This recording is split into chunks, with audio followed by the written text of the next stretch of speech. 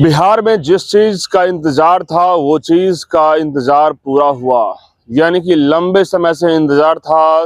बिहार में चीनी मिल, बिहार में उद्योग, बिहार में लगातार कैसे रोजगार बढ़े, इसको लेकर के बहुत बड़ी खबर है। नमस्कार, आप देख रहे हैं मास इंडिया और मैं हूं बीबू कुमार झा। देखिए, जिस तरीके से नीतीश कैबिनेट की मीटिंग, पहली कैबिनेट की मीटिंग की बात बता रहा हूं कि जिस तरीके से एनडीए की प्रचंड बहुमत हुआ, 202 सीट के बाद एनडीए की प्रचंड बहुमत के साथ सरकार का जो है जिस तरीके से लगातार जो है देखा जा रहा है, तो ऐसे में देखा जा रहा है कि कहीं ना कहीं अब एनडीए का लगातार बैक टू बैक जो है सौगातें दी जा रही है। देखा जाए बिहार में एनडीए को लेकर के हलचल इसलिए तेज है कि कहीं न कहीं एनडीए ने इस बार विपक्षियों को धूल चटा दिया। यानी कि आरजेडी को 25 सीट पर जो है खिसका दिया। 50 सीट उनके जो है कहीं न कहीं गायब हो गए। वहीं अब बात कर लें, जिस तरीके से एनडीए मजबूत है, नीतीश और मोदी की जोड़ी की जब बात की जा रही है तो कहीं न कहीं चौंकाने वाला है इस बार। और ऐसे में पहली कैबिनेट में ही बिहार के लोगों को बड़ी सौगातें दी गई। यानी कि आपको बता दें कि 10 एजेंडों पे पूरी तरीके से मोहर लग चुकी है।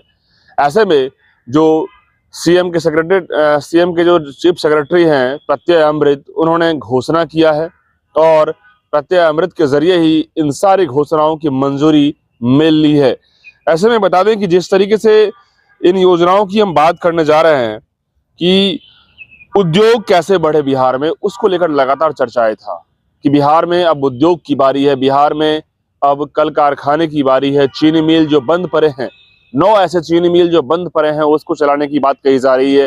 अब जो पुराने चीनी मिल जो बंद पड़े हैं उसको भी, और नए चीनी मिल की जब बात की जा रही है, टोटल ऐसे 25 चीनी मिल को पूरे बिहार के अंदर में चालू किया जाने वाली बात है। ऐसे में ये बहुत बड़ी सौगात रोजगार की हो या बिहार में उद्योग की हो, कल कारखाने की हो।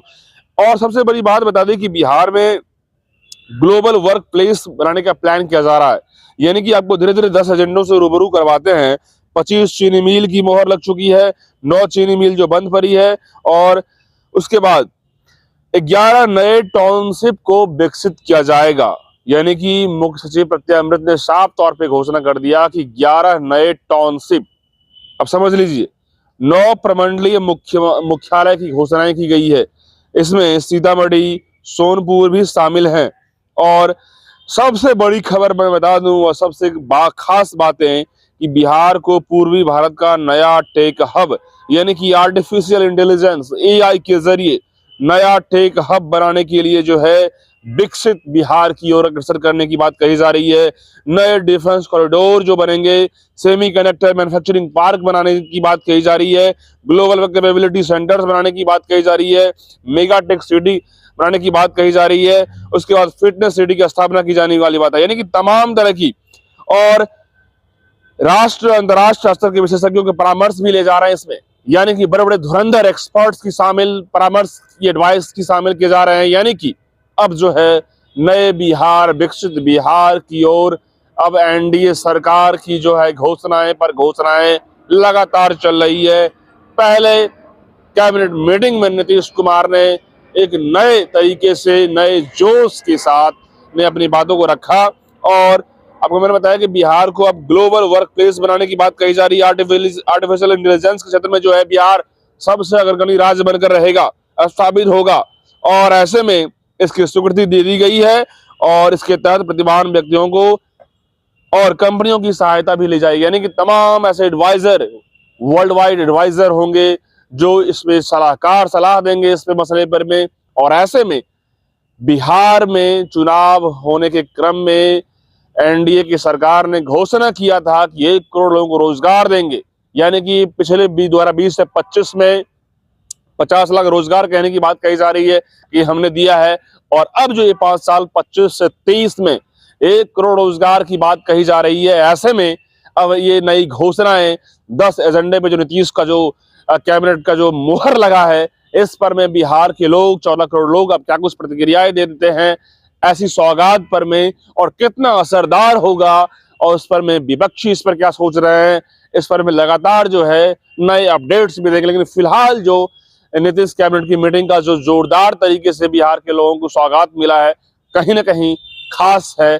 और ये यदि ग्राउंड जीरो पे जब उतरेगा, ग्राउंड लेवल पे जब काम करना शुरू होगा, जब नए टाउनशिप होंगे, नए आर्टिफिशियल इंटेलिजेंस के तहत नया टेक हब बनेगा। अब बात आ रही है कि बिहार में छोटे छोटे और एयरपोर्ट भी बनने वाले हैं, चाहे मधुबनी हो और भी जगह, सहरसा में इस तरह से जो है छोटा एयरपोर्ट भी बनने की बात कह रही है। कि जिस तरीके से एनडीए के जो अब आगे बढ़ने का जो क्रम है 2025 से 2030, यानी कि 5 साल का जो ड्यूरेशन में कार्यकलाप की जो बातें कही जा रही है, पहले कैबिनेट की मीटिंग और पहला 10 एजेंडा का मुहर, और बहुत जल्द जो है बजट सत्र भी शुरुआत होने वाला है।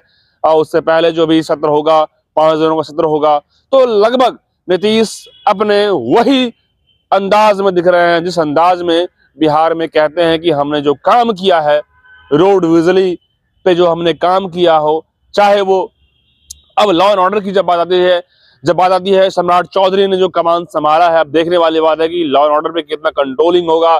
क्या बिहार को एक नए सुरक्षा कवच मिलेगा सम्राट चौधरी के रूप में, और क्या लॉ एंड ऑर्डर पूरी तरीके से बिहार में कायम होगा। ये जो अपराधी हैं, ये जो दहशतगर्द लोग जो भी हैं, इससे कितना निजात मिलेगा बिहार में। तमाम मुद्दों पे लगातार बहस जारी है। हम और भी मुद्दे पे रिएक्शंस और एक्शंस लेते जाएंगे, लेकिन फिलहाल आप क्या सोचते हैं इस मुद्दे को लेकर के कमेंट बॉक्स में बताते जाइएगा। बहुत बहुत धन्यवाद।